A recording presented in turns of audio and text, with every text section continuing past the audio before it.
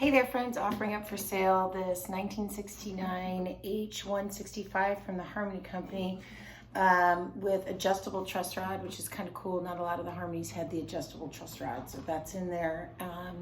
I call this one Freckles because at some point she had some interaction with some black flecks of something. I thought they added character, and since it's an all mahogany guitar, mahogany through and through backsides and face, I figured I could just leave them. It kind of blends in. So great little guitar, sounds awesome. No buzzes, no rattles.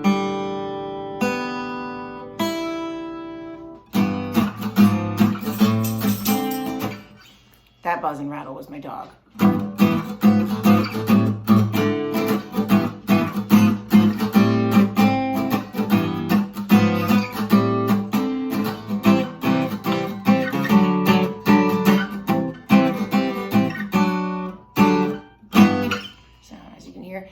It's great for playing any kind of jazz rhythm.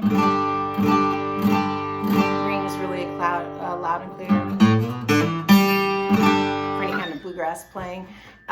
This is a ladder braced guitar, and the screws were on there when it came to me, but I added just a little extra glue all around the bridge, so it'll be good to go.